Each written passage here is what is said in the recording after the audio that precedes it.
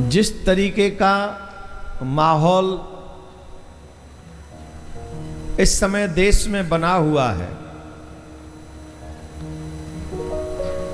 चाहे देशी शक्तियां हों या विदेशी शक्तियां, इन सब का एकमात्र उद्देश्य है और वो उद्देश्य यह है कैसे भी करके सनातन को नुकसान पहुंचाया जाए। सनातन को नुकसान पहुंचाने का मतलब आप समझ लीजिए, हमारी बच्चियों के सम्मान से खिलवाड़ और हमारी बच्चियों को हमारे सनातन से दूर करना, हमारे बच्चों को बाई हुक और बाई क्रुक या तो उनका धर्म परिवर्तन करवाना या फिर उनमें गोली मार देना। इतना ही नहीं है, कई लोगों ने शोध किया है जिसमें पता चला है हर दिन 10,000 हिंदू धर्म परिवर्तन कर रहे हैं। उन्हें प्रेशराइज भी किया जाता है, उन्हें धन का भी लोभ दिया जाता है। और इतना ही नहीं है, हमारी बच्चियां लव जिहाद का भी शिकार हो रही है। जानबूझकर उनको उसका शिकार बनाया जा रहा है।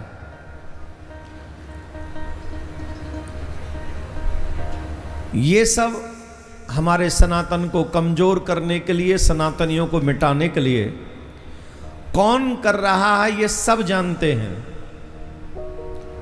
हर एजेंसी जानती है। सनातनियों के टैक्स से लेने वाले, सैलरी लेने वाले लोग सब जानते हैं, लेकिन ईमानदारी से उस पे काम करने वाले लोगों की कमी आज भी है और उनकी कमी का खामियाजा हम लोग भुगत रहे हैं। अभी गुजरात के एक मंत्री हैं, गुजरात के गृह मंत्री, उन्होंने कहा है या तो बांग्लादेशी जो इलीगल हैं, रोहिंग्या तो इलीगल हैं ही, अपने आप को पुलिस के आगे सरेंडर कर दें, नहीं तो पुलिस उनको ऐसी सजा देगी कि आप लोगों ने सपने में भी सोचा नहीं होगा। तो जब एक प्रदेश का गृह मंत्री इस बात को कह सकता है, तो हर प्रदेश का मुख्यमंत्री इस बात को क्यों नहीं कह सकता कि हर बांग्लादेशी को, हर रोहिंग्या को यहां से वापस जाना होगा। क्यों कोई रहेगा इस देश में इल्लीगल? ये मेरा भारत देश है, धर्मशाला नहीं है। और रखा भी उनको जाए जो हमारे देश का सम्मान करें, हमारे देशवासियों का आदर करें, हमारी बहन बेटियों की इज्जत करें। उनको नहीं जो हमारी बहन बेटियों की इज्जत पर नजरें टिका कर रखें और हमारे बच्चों को गोलियां मार दें। ऐसे आतताइयों को देश पर रहने का कोई अधिकार नहीं है, उन्हें तो उठाकर थ्रो कर देना चाहिए।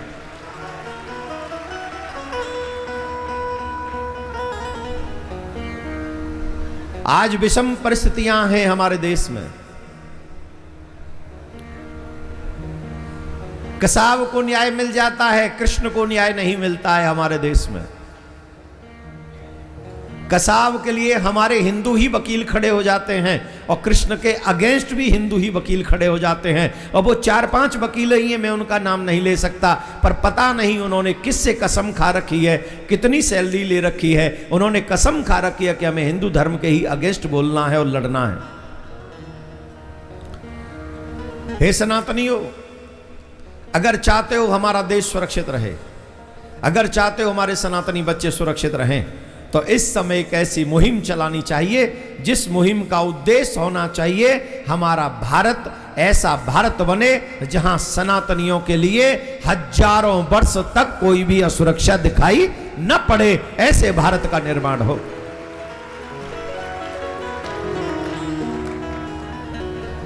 ये हम सब कर सकते हैं। इसके लिए हमें कुछ चीजों पे ध्यान देना पड़ेगा। पहला, हम अपने परिवार नियोजन, अपने परिवार पे ध्यान दें। हमें अपने परिवार में सनातन की बीजारोपण करनी पड़ेगी। हमारे बच्चे भी सनातन को जानने वाले होने चाहिए। माथे पे तिलक, सर पे शिखा, हाथ में कलावा होना चाहिए। रामायण महाभारत भागवत को जानने वाले हमारे बच्चे होने चाहिए। एजुकेशन पढ़ें, जॉब के लिए अच्छा है, जितना कर सके करिए, लेकिन रामचरितमानस को अवश्य पढ़ना चाहिए, भागवत अवश्य सुनना चाहिए। दूसरा, हमें हमारे समाज को और आगे बढ़ाना है। ऐसा भाव, स्व को जानने की इच्छा, अपने आप को पहचानने का प्रयास कीजिए। हम कौन हैं ये जानना चाहिए। हम सिर्फ खाने कमाने सोने के लिए नहीं आए धरती पे, हम अपनी पहचान छोड़ने के लिए आए हैं इस धरती पे। जब इस पृथ्वी से जाएं तो लोग हमें जाने कि हम धर्म के साथ खड़े थे, अधर्म के साथ नहीं खड़े थे। ऐसी पहचान हमारी होनी चाहिए।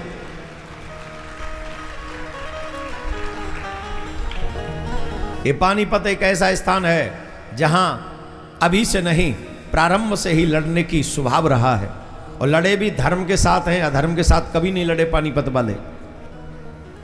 तो मैं आशा करता हूं एक और लड़ाई अपने देश को बचाने, संस्कृति को बचाने के लिए, उन आतंकवादियों को मुंह तोड़ जवाब देने के लिए लड़नी पड़े तो सनातनियों को, पानीपत के सनातनियों को और पूरे देश के सनातनियों को एक स्वर में खड़े होकर उन दुष्टों को मुंह तोड़ जवाब देना चाहिए। ऐसा हमारा विचार है।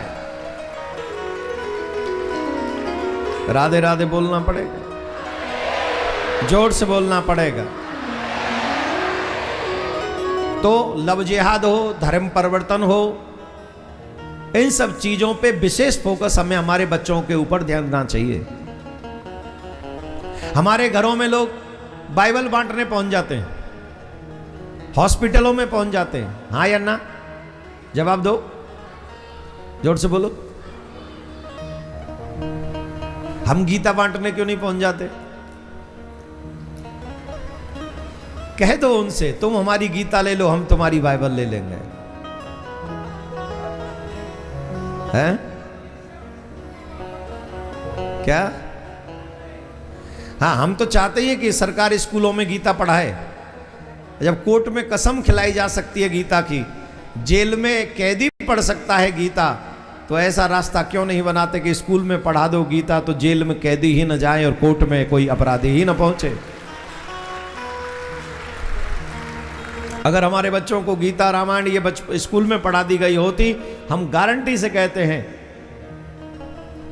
95% लोग अपराध नहीं करेंगे। ये काम करना चाहिए। तो हम सभी को इन सब बातों का ध्यान, जो बच्चे यहाँ पर बैठकर कथा सुन रहे हैं, आप भी इन चीज़ों को ध्यान में रखो, आप भी समझो, और आगे हमारे जानने वाला कोई इसका शिकार ना हो, इसके लिए जागरूकता अभियान आप लोग चलाएं, समझाएं, और ये हम सब की ड्यूटी है, हम सब की जिम्मेदारी भी है। बड़े बड़े संगठन इसमें लगे हुए हैं, बड़े बड़े लोगों ने अपना पूरा जीवन खपा दिया है। मैं नाम नहीं लेना चाहता, अगर मैं नाम लूंगा तो कह देंगे ये भी उसी संगठन का आदमी है। पर मैं आपको सच बताऊं, मैं किसी संगठन का आदमी नहीं, मैं किसी पार्टी का आदमी नहीं, मैं तो अपने कन्हैया की पार्टी का आदमी हूं। मेरी पार्टी कृष्ण की पार्टी, सनातन की पार्टी, धर्म की पार्टी है। और मैं तो सीधा कहता हूं, जो भी हिंदू हित की बात करेगा, अपने दिलों पे वही राज करेगा। कोई भी पार्टी का व्यक्ति हमारे हिंदू धर्म की, सनातन धर्म की रक्षा की बात करेगा, हम उसकी रिस्पेक्ट करेंगे। हमारी शत्रुता नहीं है किसी से। लेकिन तुम सनातनी होकर सनातनियों को मिटाने की बात करोगे तो I am sorry my dear, हम पितामह भीष्म द्रोणाचार्य नहीं बनना चाहते। इस बार तो हमें पांडवों का ही साथ देना है।